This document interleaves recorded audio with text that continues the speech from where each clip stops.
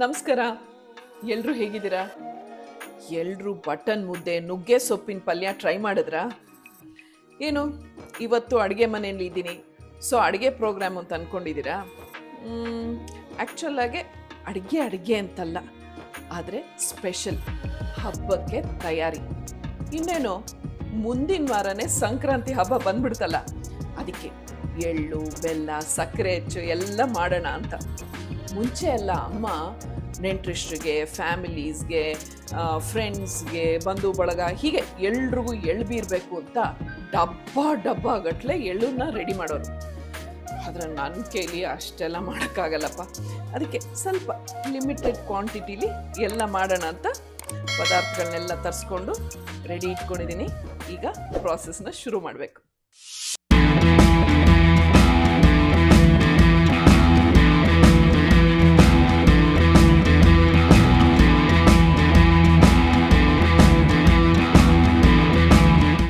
ಅಮ್ಮ ಎಳ್ಳು ಮಾಡೋದಕ್ಕೂ ಒಂದು ಮೆಷರ್ಮೆಂಟ್ ಇತ್ತು.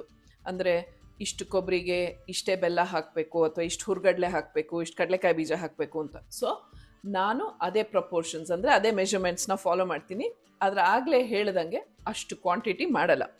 ಸೊ ಮೊದಲನೇದಾಗಿ ಈ ಒಣಕೊಬ್ಬರಿ ಮೇಲ್ಗಡೆ ಈ ಬ್ರೌನ್ ಸ್ಕಿನ್ ಇರುತ್ತಲ್ಲ, ಅದನ್ನೆಲ್ಲ ಪೀಲ್ ಮಾಡಿ ತೆಗಿತೀನಿ.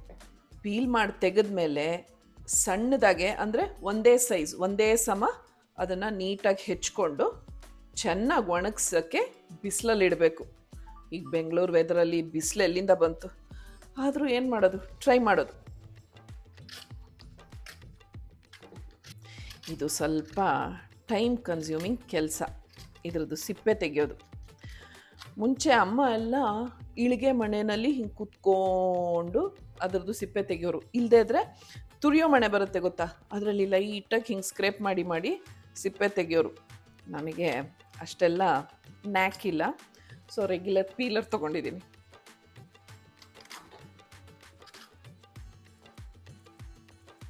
ಓಕೆ, ನಾಟ್ ಬ್ಯಾಡ್, ಪರವಾಗಿಲ್ಲ, ಬರ್ತಾ ಇದೆ. ಮಕರ ಸಂಕ್ರಾಂತಿ ದಿನ ಉತ್ತರಾಯಣದಲ್ಲಿ ಸೂರ್ಯನಿಗೆ ಎಳ್ಳು ಬೆಲ್ಲ ನೈವೇದ್ಯ ಮಾಡಿದ್ರೆ ಜನರಿಗೆ ಆರೋಗ್ಯ ಲಭಿಸುತ್ತೆ, ಶುಭ ಆಗತ್ತೆ ಅನ್ನೋದು ಪುರಾಣದ ನಂಬಿಕೆ. ಪುರಾಣದ ಕಥೆಗಳ ಪ್ರಕಾರ ಎಳ್ಳು ಸೂರ್ಯನ 7 ಕಿರಣಗಳನ್ನ ರೆಪ್ರೆಸೆಂಟ್ ಮಾಡುತ್ತೆ.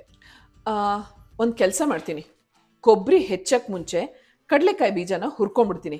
ಏಕೆಂದರೆ ಕಡಲೆಕಾಯಿ ಬೀಜ ಹುರ್ಕೊಂಡ್ಮೇಲೆ ಅದು ಆರಬೇಕು, ಆಮೇಲೆ ಅದ್ರ ಸಿಪ್ಪೆ ತೆಗೆದು ಅದನ್ನು ಅರ್ಧ ಭಾಗ ಮಾಡೋಕ್ಕಾಗೋದು.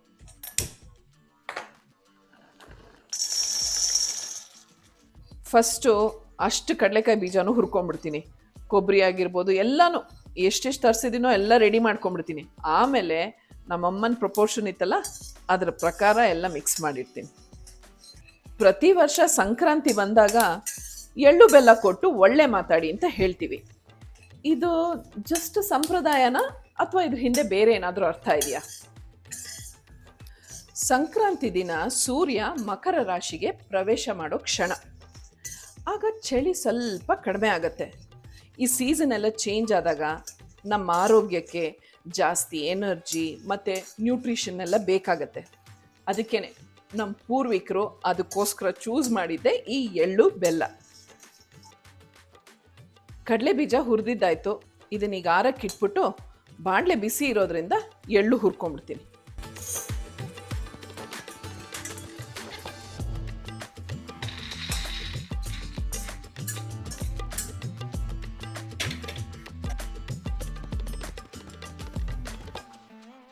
ಎಳ್ಳು ನಮ್ಮ ದೇಹಕ್ಕೆ ಉಷ್ಣತೆ ಕೊಡೋ ಅಂಥ ಒಂದು ಆಹಾರ. ಈ ಚಳಿಗಾಲದಲ್ಲಿ ಮಸಲ್ಸ್ ಎಲ್ಲ ಒಂಥರ ಸ್ಟಿಫ್ ಆಗಿಬಿಟ್ಟಿರುತ್ತಲ್ವ, ಅದೆಲ್ಲ ಲೂಸ್ ಆಗಿ ಫ್ಲೆಕ್ಸಿಬಿಲಿಟಿ ಬರುತ್ತೆ. ಆಮೇಲೆ ಈ ಜಾಯಿಂಟ್ ಪೇನಿ, ಮುಳೆನೋ, ಕೀಳ್ನೋವು ಅದೆಲ್ಲನೂ ಕಡಿಮೆ ಮಾಡುತ್ತೆ. ಆಮೇಲೆ ಇಮ್ಯುನಿಟಿ ಬೂಸ್ಟ್ ಮಾಡುತ್ತೆ. ಎಳ್ಳು ಹುರಿದಿದ್ದಾಯಿತು, ಈಗ ಇದನ್ನು ಪಕ್ಕಕ್ಕೆ ಇಟ್ಬಿಡೋಣ.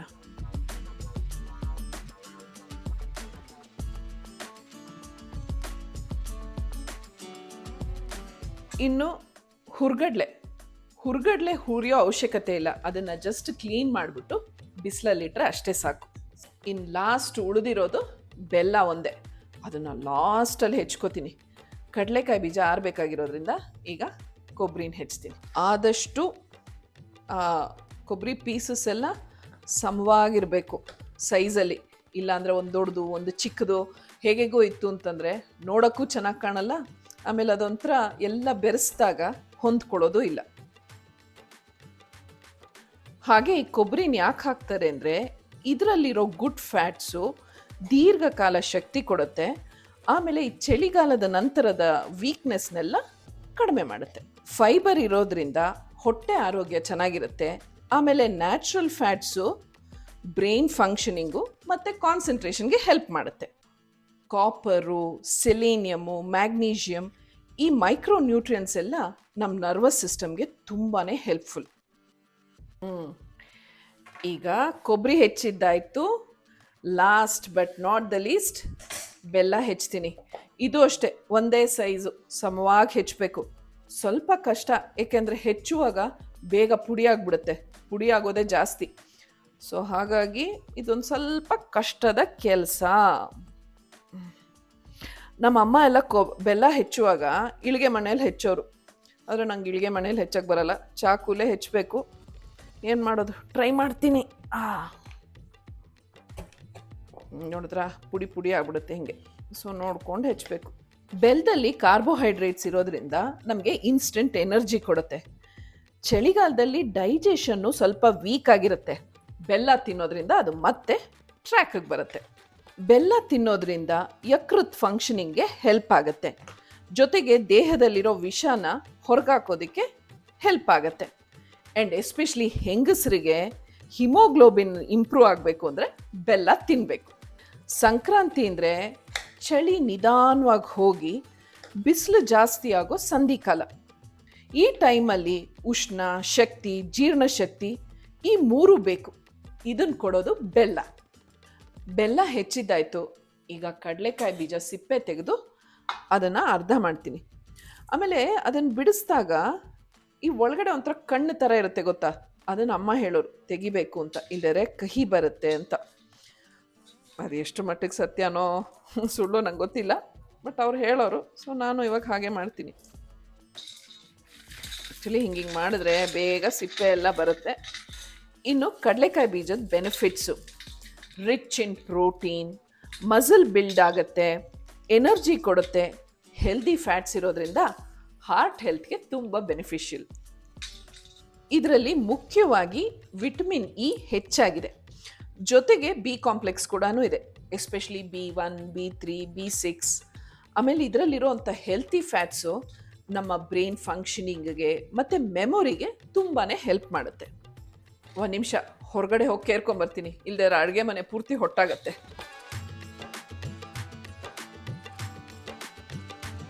ನಮ್ಮ ಪೂರ್ವಿಕರು ಎಷ್ಟು ಗ್ರೇಟ್ ಅಲ್ವಾ, ಎಷ್ಟೆಲ್ಲ ಯೋಚನೆ ಮಾಡಿ, ಎಷ್ಟೆಲ್ಲ ತಿಳ್ಕೊಂಡು, ಯಾವ್ಯಾವ ಸೀಸನ್ಗೆ, ಯಾವ್ಯಾವ ಹಬ್ಬಕ್ಕೆ ಏನೆಲ್ಲ ತಿನ್ನಬೇಕು ಅಂತ ಕಂಡುಹಿಡ್ದಿದ್ದಾರೆ. ಸೊ ಈ ಸಂಕ್ರಾಂತಿ ಎಳ್ಳು ಬೆಲ್ಲದ ಹಿಂದೆ ಒಂದು strong logic and scientific reason ಇದೆ. ಆದರೆ ಒಂದು ವಿಷಯ ಏನು ಗೊತ್ತಾ, ನನಗೆ ಈ ಸಕ್ಕರೆ ಹಚ್ಚು ಮಾಡೋದ್ರ ಹಿಂದೆ ರೀಸನ್ ಏನು ಅಂತ ಗೊತ್ತಾಗಲಿಲ್ಲ. ನಿಮ್ಗಳಿಗೆ ಯಾರಿಗಾದ್ರೂ ಗೊತ್ತಿದ್ರೆ ಈ ಕಾಮೆಂಟ್ ಬಾಕ್ಸಲ್ಲಿ ತಿಳಿಸಿ. ಜೊತೆಗೆ ಹಬ್ಬಕ್ಕೆ ನೀವೆಲ್ಲ ಏನು ತಯಾರಿ ಮಾಡ್ತಾ ಇದ್ದೀರಾ ಅನ್ನೋದನ್ನು ತಿಳಿಸಿ. ಒಂದು ಮುಖ್ಯವಾದ ವಿಷಯ, ನನ್ನ ಚಾನಲ್ನ ಸಬ್ಸ್ಕ್ರೈಬ್ ಮಾಡೋದು ಮರಿಬೇಡಿ. ನೋಟಿಫಿಕೇಷನ್ಗೆ ಬೆಲ್ ಐಕಾನ್ನ ಒತ್ತಿ. ಅಪ್ಪ, ಎಳ್ಳು ಬೆಲ್ಲ ಎಲ್ಲ ಮಾಡಿದ್ದಾಯಿತು. ಈಗ ಸಕ್ಕರೆ ಹೆಚ್ಚು ಮಾಡೋ ಟೈಮ್. ಅಮ್ಮ ಸಕ್ಕರೆ ಹೆಚ್ಚೆಲ್ಲ ಮಾಡೋರು, ಆದರೆ ನಾನು ಯಾವತ್ತೂ ಟ್ರೈ ಮಾಡಿಲ್ಲ. ಚೆನ್ನಾಗಿ ಮಾಡ್ತೀನಿ ಅನ್ನೋ ಕಾನ್ಫಿಡೆನ್ಸು ನನಗಿಲ್ಲ. ಅದಕ್ಕೆ ಇವತ್ತು ಇಬ್ಬರು ಎಕ್ಸ್ಪರ್ಟ್ನ ಕರೆದಿದ್ದೀನಿ. ಒಬ್ಬರು ಸಕ್ಕರೆ ಹೆಚ್ಚು ಮಾಡೋದ್ರಲ್ಲಿ ಎಕ್ಸ್ಪರ್ಟು, ಇನ್ನೊಬ್ಬರು ಸಕ್ಕರೆ ಹೆಚ್ಚು ಮಾಡೋದನ್ನು ನೋಡೋದ್ರಲ್ಲಿ ಎಕ್ಸ್ಪರ್ಟು, ಆ್ಯಂಡ್ ನಾನು ತಿನ್ನೋದ್ರಲ್ಲಿ ಎಕ್ಸ್ಪರ್ಟ್.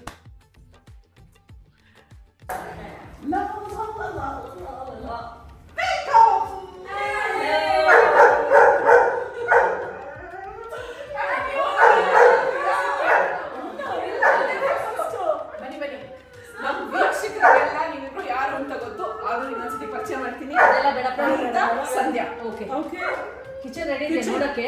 ಎಸ್, ಹೋಗೋಣ. ಇವ್ರು ನೋಡೋದು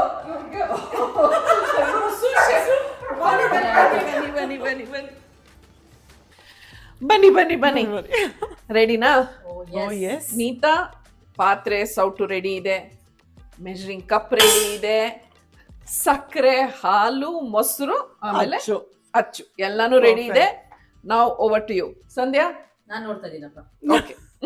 ಸೊ 1 ಲೋಟ ಸಕ್ಕರೆ ತಗೊಳ್ಳೋಣವಾ? ಓಕೆ, ಬಗಸ್ಕೊಡ್ಲಾ? ಎಸ್, ಈಸಿಯಾಗಿ ಬೇಗ ಬೇಗ ಮಾಡೋಣ. 1 ಲೋಟ ಸಕ್ಕರೆ ಸಾಕಾ? ಇನ್ನು ಹಾಕ್ಲಾ? ಸಾಕು, ತುಂಬಾವರೆಗೂ ಸಾಕಾ? ಸಾಕು. ಸಂಧ್ಯಾ, 3 ಜನದ ಮನೆಗೆ ಆಗುತ್ತಾ ಇದ್ರಲ್ಲಿ? ಓ ಎಸ್, ಆಗತ್ತೆ. ಅದಕ್ಕೊಂದು 1/4 ಲೋಟ ನೀರು,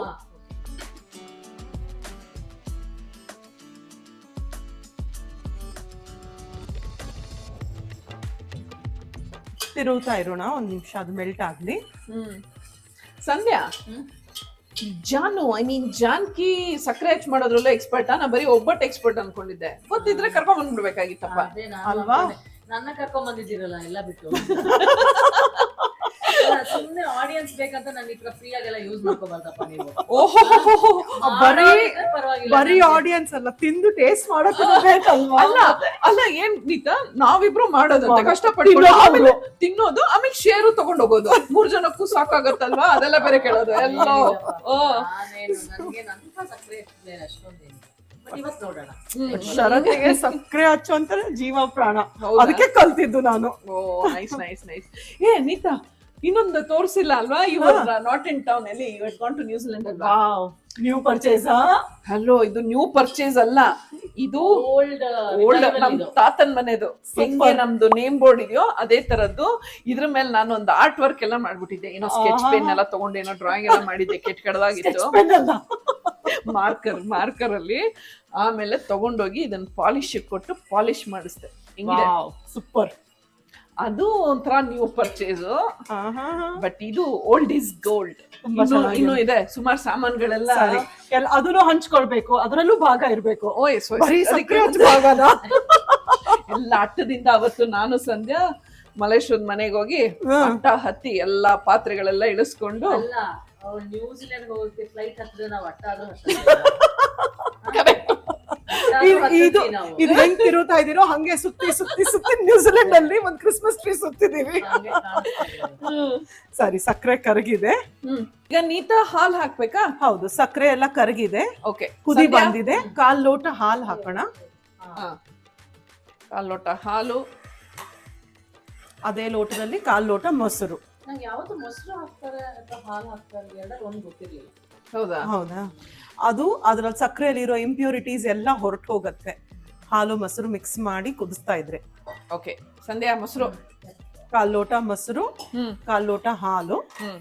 ಅದ್ರ ಕಲರ್ ನೋಡಿದ್ರೆ ಎಸ್, ಒಟ್ಟಿಗೆನೆ ಅದ್ರ ಕಲರ್ ನೋಡಿ ಇವಾಗ ಒಂಥರ ಚೇಂಜ್ ಆಗಿ ವೈಟ್ ಆಗ್ತಾ ಇದೆ. ನಮ್ಮ ಚಿಕ್ಕನ್ನಲ್ಲೆಲ್ಲ ಮನೇಲಿ ಮಾಡ್ತಾ ಇದ್ದಿದ್ ಜ್ಞಾಪಕ ಇದೆ. ನಮ್ಮಮ್ಮ, ನಮ್ಮ ನೇಬರ್ಸ್ ಎಲ್ಲ ಬರ್ತಾ ಇದ್ರು ಮನೆಗೆ. ನಾವು ಇಂಥ ಎಕ್ಸ್ಪೆರಿಮೆಂಟ್ ಮಾಡಿದ್ ಜ್ಞಾಪಕ ಇಲ್ಲ. ಅದಕ್ಕೆ ಇವಾಗ ಮಾಡಿಲ್ಲ ಅಂತಾನೆ ಬರೀ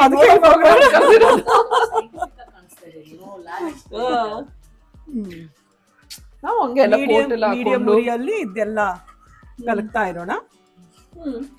ಇದೊಂಥರ ಕುದಿ ಆಗುತ್ತೆ.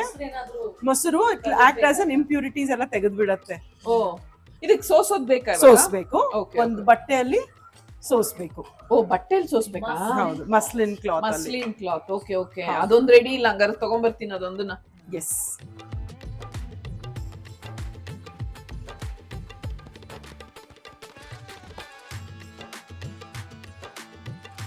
ಹಾ, ನಾನು ಸೋಸೋದಕ್ಕೆ ಮಸ್ಲಿನ್ ಕ್ಲಾತ್, ಬಟ್ಟೆ, ಪಾತ್ರೆ ಎಲ್ಲ ರೆಡಿ ಇದೀನಾ?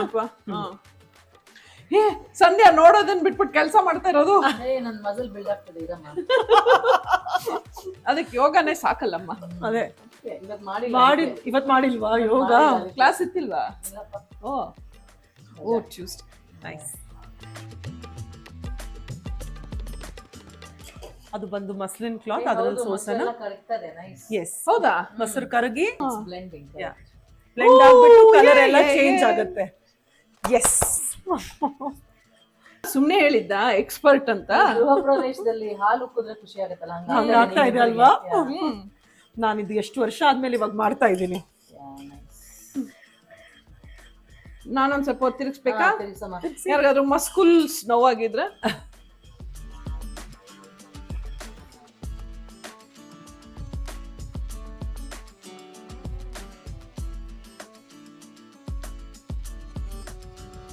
ಈಗ ಇನ್ನೊಂದು ಪಾತ್ರೆ ತಗೊಳ್ಳೋಣ.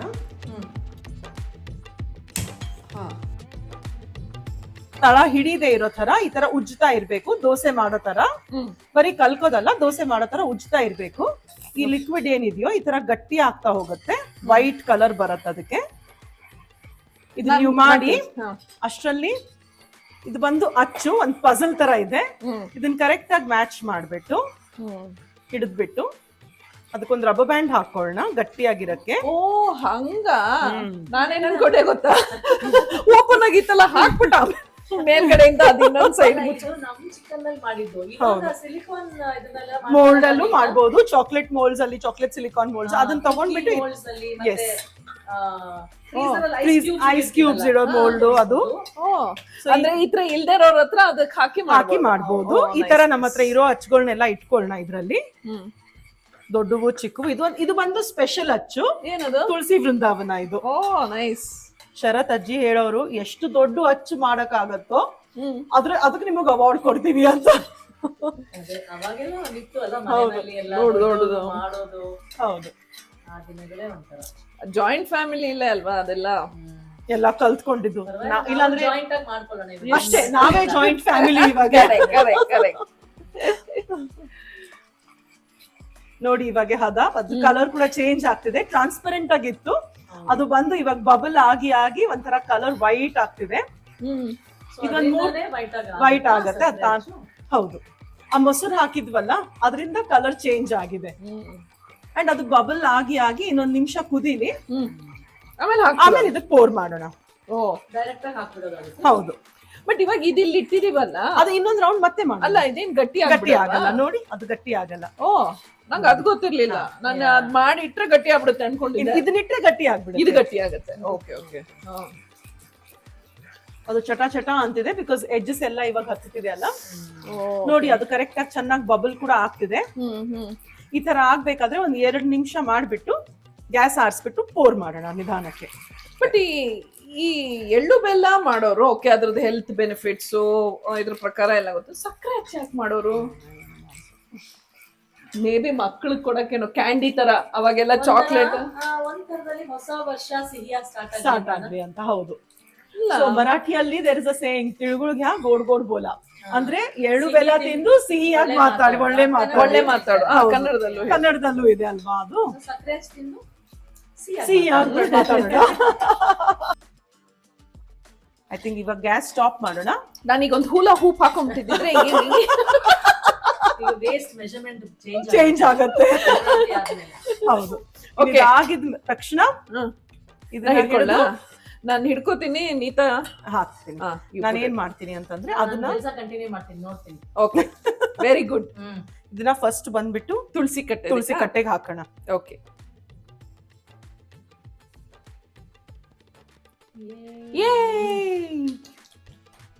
ಅಯ್ಯೋ ಜಾಸ್ತಿ ಹಾಕ್ಬಿಟ್ಟೆ ಲಾಸ್ಟ್ ಬ್ಯಾಚ್. ಅಯ್ಯೋ ತುಂಬಾ ನಿಧಾನಕ್ಕೆ ಹಾಕ್ಬೇಕು. ಹೌದು, ಗೊತ್ತಾಗ್ತಾ ಇಲ್ಲ ನನ್ಗೆ. ಎಲ್ಲ ಹಚ್ಕೊಳ್ಳಿ ಹಾಕಿ ಆಯ್ತು. ಇನ್ನಿದ್ ಅರ್ಧ ಗಂಟೆ ಬಿಡೋಣ ಸೆಟ್ ಆಗುತ್ತೆ. ಸರಿ, ಅಂದ್ರೆ ಎಕ್ಸಾಮ್ ಆಯ್ತು, ರಿಸಲ್ಟ್ ಬರ್ಬೇಕು. ಸೊ ಟೆನ್ಷನ್ ಆಗ್ತಾ ಇದೆ. ಅದಕ್ಕೆ ಒಂದು ಒಳ್ಳೆ ಕಾಫಿ ಕುಡಿಯೋಣ. Okay, coffee break.